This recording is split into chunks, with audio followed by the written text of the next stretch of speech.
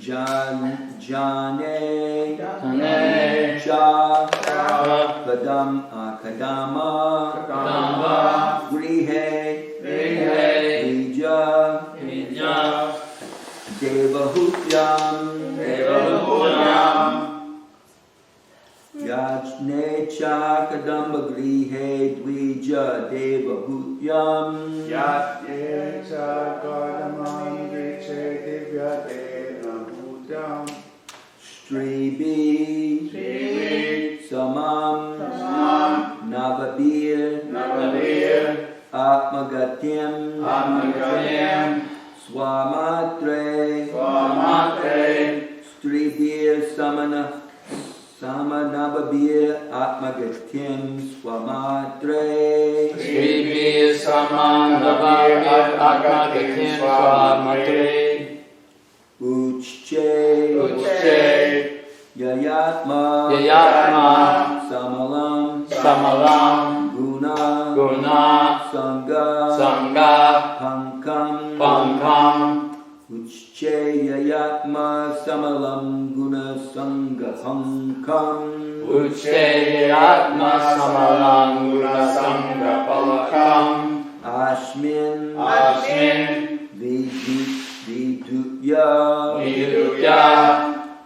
Kapilasya Gatyam Prapede Asmin Viduja Kapilasya Gatyam Prapede Asmin Viduya Kapilasya Gatyam Prapede Yajne Cha Kadamba Grihe Dvija Devahutyam Yajne Cha Kadamba Grihe Dvija Devahutyam Stribi Sama Navabira Magatyam Swamatre Stribi Sama Navabira Magatyam Swamatre Uchche Yayatma Samalam Guna Sangha Pankam Ucheyatma Samalam Guna Sangha Pankam Ashmin Viduja Kapilasya Gatyam Prapede Asmin Viduja Kapilasya Gatyam Prapede Jajne Cha Kadamba Grihe Dvija Devahutyam Yajne Kadamba Grihe Dvija Devahutyam Stribi Sama Navabir Atmagatyam Swamatre Stribi Sama Navabir Atmagatyam Swamatre Uchche Yayatma Samalam Guna Sangha Pankam Ucheyatma Samalam Guna Sangha Pankam Ashmin Viduja Kapilasya Gatyam Prapede Asmin Viduja Kapilasya Gatyam Prapede Jajne Cha Kadama Grihe Dvija Devahutyam Yajne Cha Kadama Grihe Dvija Devahutyam Stribi Sama Navabir Atmagatyam Swamatre Stribi Sama Navabir Atmagatyam Swamatre Uchche Yayatma Samalam Guna Sangha Pankam Ucheyatma Samalam Guna Sangha Pankam Ashmin Viduja Kapilasya Gatyam Prapede Asmin Viduja Kapilasya Gatyam Prapede Yajne Cha Kadama Grihe Dvija Devahutyam Yajne Cha Kadama Grihe Dvija Devahutyam Stribi Sama Navabir Atmagatyam Swamatre Stribi Sama Navabir Atmagatyam Swamatre Uchche Yayatma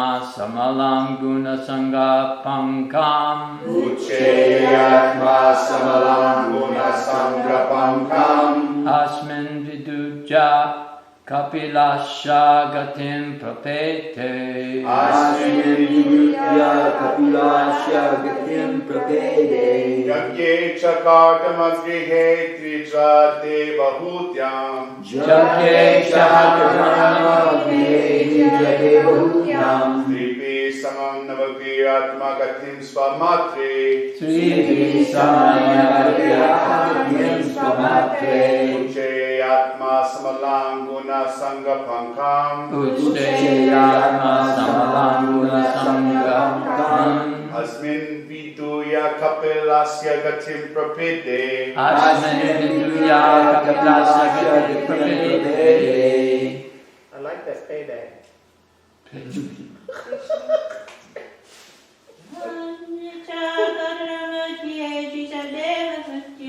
Jagye chakadhamagrihe trijate bahutyam.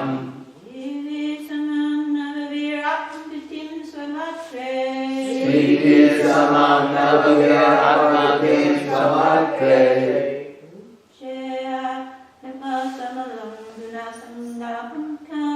Ucheyatma samalanguna sangam.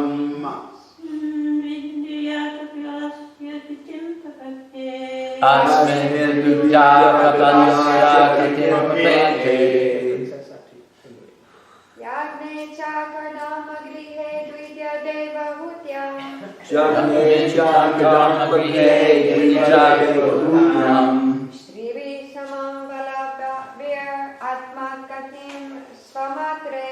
Trivi samanaviraatmagatim svamatre.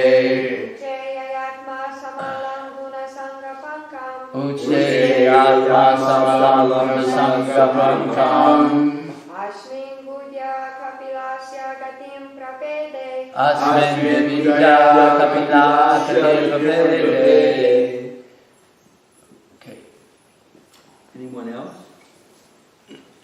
Okay, Jagne took birth. Took birth.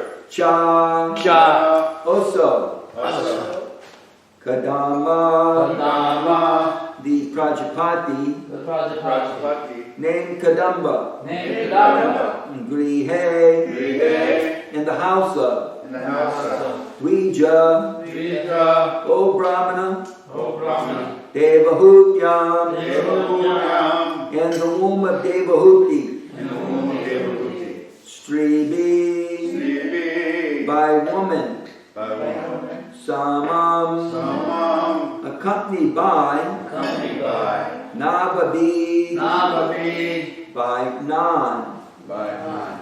Atmagatim, Atmagatim, spiritual realization, spiritual realization. Swamatre, Samatre, unto his own mother, unto his own mother.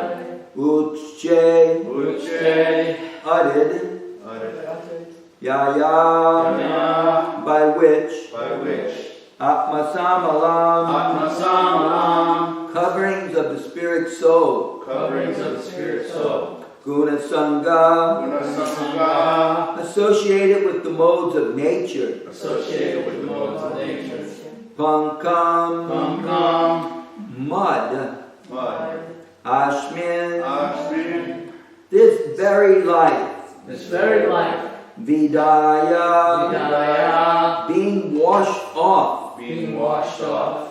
Kapilasya, Kapilasya, of Lord Kapila, of Lord Kapila. Gatim, Gatim, liberation, liberation. Prapede, Prapede, achieved. achieved. Translation, please repeat. The Lord then appeared as the Kapila incarnation, The Lord then appeared as the Kapila incarnation. being the son of the Prajapati Brahmana, Being the son of the Prajapati Brahmana, Kadamba, Kadamba, and his wife, and his wife, Devahuti, Devahuti. along with 9 other women, Along with 9 other women, sisters. sisters.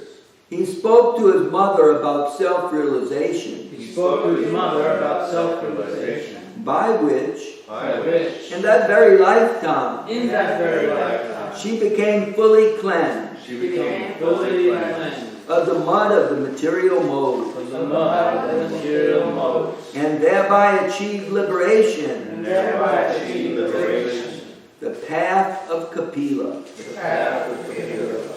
Srila Prabhupada's divine purport. The instructions of Lord Kapila to his mother Devahuti are fully described in the third canto, chapters 25 through 32 of Srimad Bhagavatam. And anyone who follows the instructions can achieve the same liberation obtained by Devahuti. The Lord spoke Bhagavad Gita, and thereby Arjuna achieved self-realization. And even today, anyone who follows the path of Arjuna can also attain the same benefit as Sri Arjuna. The scriptures are meant for this purpose. Foolish, unintelligent persons make their own interpretations by imagination and thus mislead their followers, causing them to remain in the dungeon of material existence. However, simply by following the instructions imparted by Lord Krishna or Lord Kapila, one can obtain the highest benefit even today. The word Atmagatim is significant in the sense of perfect knowledge of the Supreme. One should not be satisfied simply by knowing the qualitative equality of the Lord and the living being. One should know the Lord as much as can be known by our limited knowledge. It is impossible for the Lord to be known perfectly as He is, even by such liberated persons as Shiva and Brahma. So what to speak of ever demigods or men in this world? Still, by following the principles of the great devotees and the instructions available in the scriptures, one can know to a considerable extent the features of the Lord. His Lordship, Kapila, the incarnation of the Lord, instructed his mother fully about the personal form of the Lord, and thereby she realized the personal form of the Lord and was able to achieve the place in the Vaikuntha Loka, a place in the Vaikuntha Loka where Lord Kapila predominates. Every incarnation of the Lord has its own abode in the spiritual sky. Therefore, Lord Kapila also has his separate Vaikuntha planet. The spiritual sky is not void. There are innumerable Vaikuntha planets. And in each of them, the Lord, by his innumerable expansions, predominates. And the pure devotees who are there also live in the same style as the Lord and his eternal associates. When the Lord descends personally or by his personal plenary expansions, such incarnations are called Amsa, Kala, Guna, Yuga, and Mandantar incarnations. And when the Lord's associates descend by the order of the Lord, such incarnations are called Satyavesha incarnations. But in all cases, all the incarnations are supported by the invulnerable statements of the authorized scriptures and not by any imagination of some self-interested propagandist. Such incarnations of the Lord in either of the above categories always declare the Supreme Personality of Godhead to be the ultimate truth, the impersonal conception of the Supreme Truth. is just a process of negation of the form of the Lord for the mundane conception of the supreme truth, from the mundane conception of the supreme truth. The living entities, by their very constitution, are spiritually as good as the Lord. And the only difference between them is that the Lord is always supreme and pure, without contamination by the modes of material nature, whereas the living entities are apt to be contaminated by association with the material modes of goodness, passion, and ignorance. This contamination by the material modes can be washed off completely by knowledge, renunciation, and devotional service. Devotional service to the Lord is the ultimate issue.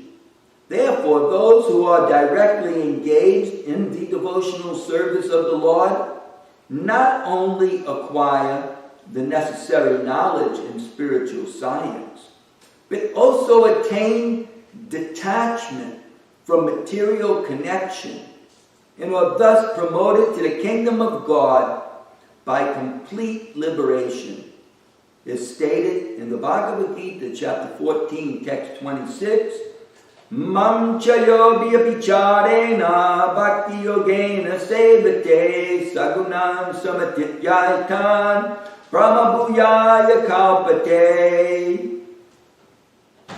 Even in the non-liberated stage, a living entity can be directly engaged in the transcendental loving service of the Supreme Personality of Godhead, Lord Krishna, or his plenary expansions, like Rama and the Singha.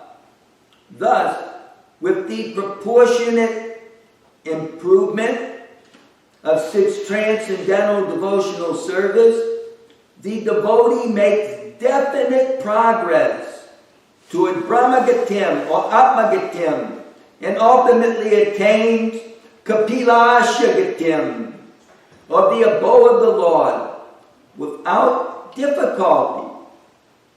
The antiseptic potency of devotional service to the Lord is so great that it can neutralize the material infection even in the present life of a devotee.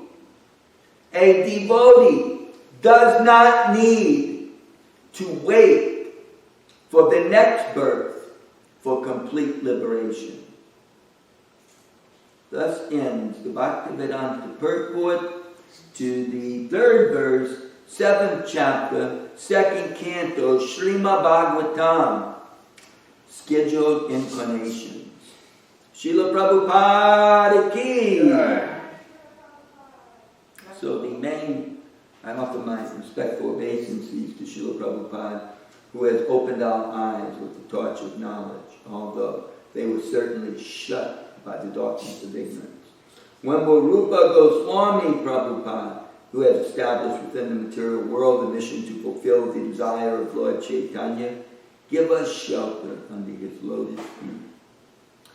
So the main emphasis that Srila Prabhupada brings out here, especially toward the end, is that devotional service is so potent, so antiseptic, he uses that word antiseptic, that it can drive away or neutralize, he says, the infection, even in the present life of a devotee.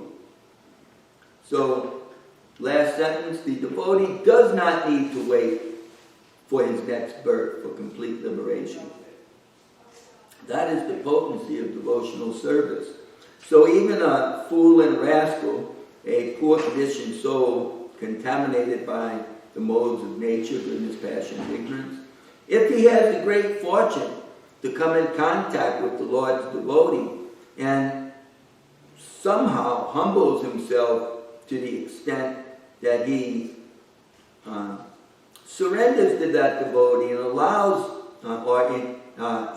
himself to be engaged in the Lord's devotional service by the devotee, then he becomes very fortunate. that service that the devotees engage others in is not material, it's spiritual. And it has a purifying effect. It's not karma. It doesn't have a karmic effect. You know, whatever people do in this world, there's some karma. And consequently, we become contaminated with that karma.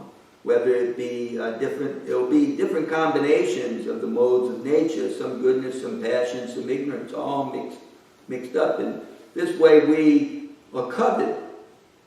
You know, ourselves, pure spiritual beings, are covered by the Lord's material energy.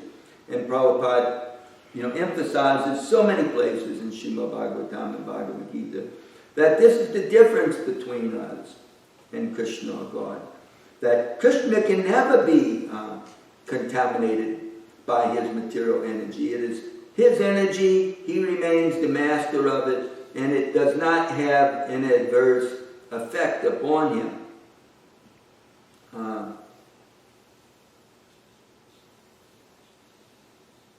However, his little bitty expansions, his very tiny parts and parcels, were so tiny in relation to him that the Lord's powerful material energy can affect us. It may not affect the Lord. The example Prabhupada gives is like the sun, and the material energy is compared to clouds. So the clouds can cover the sun from the view of very small living entities like ourselves. But the sun is never covered by clouds. If we rise above the clouds, there's the sun, very bright. Or if we go a certain distance away from those clouds, then again, there's the sun. It was only within our purview, because we were covered by the clouds, that we couldn't see the sun fully. So in the same way, when the poor living entity associates with the material energy, we become covered. And consequently, our view of the Lord becomes distorted. View of life becomes distorted. And generally speaking, the living entity can only think about sense gratification. Instead of his meditation being on the Lord and his further inspiration to serve the Lord, it becomes a desire for sense gratification, where we try to satisfy ourselves by enjoying the particular body that we have developed in this land of karma. And that way we attempt to be happy.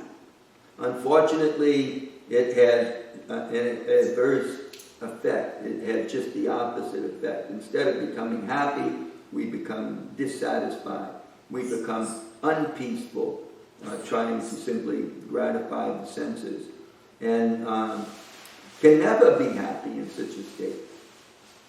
It's only when the pure devotee teaches the conditioned soul to engage in sacrifice, or devotional service, to sacrifice, that the soul can become purified and again become happy. So, in this day and age, that sacrifice is very simple. It's simply chanting Krishna's names. Anyone can perform that sacrifice. It may take a little endeavor to learn how to pronounce Krishna or Rama, Hare, but just getting those three names, then one can start trying to chant, and very quickly one can learn to keep the words in the proper formation. And by practicing the chanting, then one can become purified. Srila Prabhupada was talking about the different incarnations and how there are these Yuga avatars. These are different incarnations for different ages. And actually the incarnation in the Satya Yuga blessed Kadamba Muni and Devahuti to have Lord Kapila Dev, to have Vishnu himself appear. So in the Satya Yuga, the Lord appears in a particular incarnation, and he emphasizes the process of Astanga Yoga, or deep meditation on the Lord by controlling the life airs, the breath, and raising ourselves, the soul, to the different chakras, eventually leaving from the Brahma Rudra part of the head. After many years, thousands of years of meditation and attaining to our desired next destination, hopefully back home, back to Godhead. But in the Treta Yuga, the Lord comes again to teach the process of sacrifice by offering grains and ghee into the sacrificial fire. And then again, he comes in a blackish form. I think it's white in Satya Yuga, reddish in Treta Yuga, and dark in the Dwapara Yuga. And so there, Krishna came himself just 5,000 years ago. He appeared and taught the people to worship God. They all worship Vishnu, or they worship Shiva, and some worship Krishna himself, like the Pandavas and Bhishma, those who knew and understand, or they worshipped him in spontaneous love, like the inhabitants of Vrindavan, where it wasn't a form of puja, but it was a formal, or let's say not a formal, but a spontaneous attraction to loving him and serving him and playing with him and being with him and satisfying him. That, that was shown by the Lord, but it was taught by the next incarnation, where the Lord assumes a golden form and comes as Lord Chaitanya, teaches this chanting in the Kali Yuga, the bad age, where it's very difficult to perform expensive sacrifices. Where a lot of times, it's difficult for us just to get together a little ghee that we offer. And we certainly don't offer mountains of grain. We cook enough feasts for 100 to a few thousand people. But other than that, they're nothing compared to these huge sacrifices in the Treta Yuga. So Lord Chaitanya, he comes to teach that just chanting, it's not very difficult. He would teach the people. He would just clap. And it may take some time just to learn a simple rhythm, but people in Kali Yuga, so many of them have rhythm and entertainment's a big thing. They practically worship entertainers who have good rhythm and good melodious voices. So the Lord, he teaches us just simple rhythm, 1, 2, 3, and chant Hare Krishna. And then, some people may be intimidated to vocalize loudly. Maybe they are very conscious of their voice. They may not have a good voice, and consequently they may not take much of a liking to that type of sacrifice. But anyone can chant, and the Lord himself taught that we can chant very simply by chanting japa, a type of meditation whereby one murmurs the name of the Lord for his own ear to hear, for his own benefit. Hare Krishna, Krishna, Krishna. And Srila Prabhupada himself taught it to the extent that he would require initiated disciples to chant, like two or more hours a day, 16 rounds a day, just for our own purification, to learn to meditate upon Krishna, and eventually be able to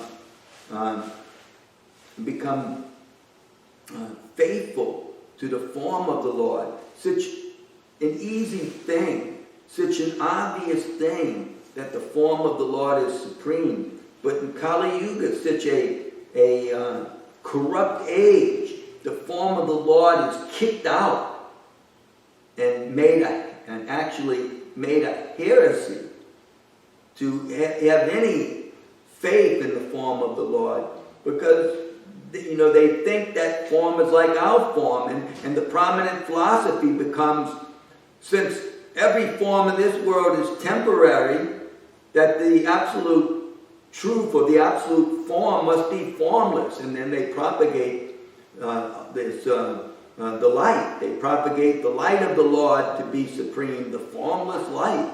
Or they propagate Buddhism, that the nothingness, everything it can come out of void. And isn't that what our good old materialistic scientists say? yeah, it all comes out the black hole of nothing.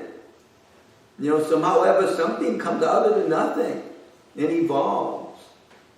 But I mean, it's ridiculous that people have such faith in nothingness and impersonal light, and such little faith in absolute form, supreme form of the supreme cause, that the supreme cause is a supreme person.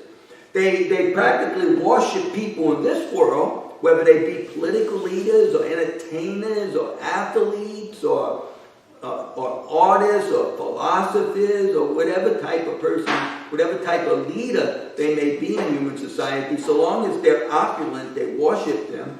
But when it comes to a supreme person being the supreme cause, although they see with their very own eyes that life is coming from life, that constantly life is begetting life, that we had a father, and our father had a father, and his father had a father, and on back all the way to Krishna. But yet they kick it out. They kick it out as being some sort of less intelligent type of philosophy or theology. But actually it's the real thing. They're kicking out God when they kick out the form of the Lord. Prabhupada would say like that. They belittle the form of the Lord to the extent it's like cutting off his hands and cutting off his legs and getting rid of him. Just like the demons. They try to kill Krishna. Just like Putna, just like Kamsa, just like Aristasura, Agasura, Denakasura, all of the Asuras. They try to kill Krishna by getting rid of this form. So that is the epitome of, practically speaking, atheism. That they're anti-theists. They're anti-God. Anti the form of God. Or they take shelter of God in a formless conception. And most of the world does, practically speaking. All of the religions of the Near East, practically speaking, put an emphasis on the formless God to some degree. Certainly a whole lot of degree in Islamic theology, but also Jewish theology. And you can certainly find it in Christian theology. That they put an emphasis on the oneness. That, we make union with God and we become one with him. But here, Prabhupada, he was saying in this purport that that's not such an intelligent conception, the small soul's equality with the Supreme Soul. That everything is naturally like God. It comes from God. It's like God. But if we don't understand our difference, then we're just a fool. We're just a fool if we look at God and we see the sameness that, he's a person, I'm a person. He's a good person, I'm a good person. But we don't see the difference. Oh, he's by far the supreme person. And we foolishly think, and because he's supreme, I'm supreme. I'm him. We actually walk around thinking I'm him. It'd be like some kid playing football and walking around thinking I'm the coach. No, I'm really the coach. I'm the coach. Me and the coach are the same. No, it's not like that. There's a difference between us and the absolute truth. We're only a part and parcel of the absolute truth. We're not the whole absolute truth. Without the whole, we are nothing. And we have nothing to give, practically speaking. If we declare ourselves to be supreme, all we're doing is just misleading other fools. Prabhupada would say, like the blind leading the blind, they all fall into a gut because of this philosophy that we're all one, we're all God. We're simply taking ever foolish people by the hand and, falling into the deepest depths of Maya or illusion. The reality is that I'm always simply the servant of that Supreme Person. I have my wonderful, loving service relationship with him. I can't wait for him to order me. I can't wait to render service to him. It's like far beyond all these politicians wanting to carry out their plans. You know, we can't wait to fulfill the plan of Krishna. It's absolute mercy. It's devotional service. It's purifying to the soul. It wipes away this fog or this stuff of Kali Yuga that covers the soul and makes him think in such foolish ways. But when somebody like Prabhupada comes, you know, a great acharya like Prabhupada would compare the great acharya to like a lion. When the lion roars, all these little mundane philosophies, they just run off. How can they stand before Krishna when Krishna exhibits himself? Just like we see that form of Krishna that Prabhupada paints in front of every chapter of the Krishna book, where he's standing there, Jadunandana, you know, holding all of his weapons. You know, who can fight with him? When Krishna comes as a Kshatriya, who can fight with him? And when Krishna comes as a Brahmana, you know, who can argue with him? You know, whether it be Kapila or the king of the Brahmins, Srimad Mahaprabhu, who can argue with him? No one. When the Kshatriya sons, I forget the name of the king, you know, attacked Kapila, thinking he had stolen the sacrificial hearts with their raised weapons, Kapila just opened his eyes from meditation and burned them all to ashes. No one can argue with the Lord. And similarly, Lord Chaitanya, he took down the most stalwart of Mayavadis, from Sarvabhauma Bhattacharya to Prakasananda Saraswati. All of them, you know, he turned into devotees. You know, because who can argue with the Lord? He just amazes us with his ability to speak. You know, with his beautiful smile. No one can smile like him. No one can speak with him. No one can have the influence of him. So, you know, he is our Lord, and the form of the Lord is supreme. And, you know, our job is, Srila Prabhupada's insignificant servant is to go out and teach that to people. That the form of the Lord is supreme. You should read Bhaktivedanta Swami's purports on the Srimad Bhagavatam and Bhagavad Gita, and then you can understand. But before then, you know, most people are just covered. Or they see the form of the Lord in a sectarian way. Even though they have no actual scriptural evidence, they somehow ever think that the form of the Lord in my church is supreme, and only supreme, and that somehow ever everyone is, you know, everybody else's form of the Lord is mythological. And simply, you know, less intelligent people who don't know about our form of the Lord. This Lord Chaitanya, Prabhupada says, didn't appreciate this sectarian and party spirit. They're all partisan, aren't they? They're all sectarian. But no, Lord Chaitanya's movement is for everyone. The form of the Lord is all pervasive. The form of the Lord is multidimensional. He comes to each and every one of us in the form that we can appreciate. But we shouldn't ridicule every devotee's you know, loving forms of the Lord, so long as they're bona fide and not just some concocted you know, form that one has from a pipe dream, you know. So it's almost 8:30. This is when we should stop. You can run and try to get prasadam if you haven't already got it before people eat it all up. Jai Srila Prabhupada. Jai. Jai.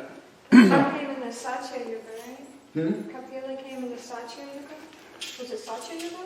His father was blessed in the Satya Yuga, and then Kapila came, so he must have came in the Satya Yuga. In the Treta Yuga, they say Ram comes at the end of the Treta Yuga. It says that in the Bhagavad Gita. He has a dark form. You don't see the shut-off point there, Prabhu? I see on, off. So it must I just see like be a stop button. Oh, okay, that's it.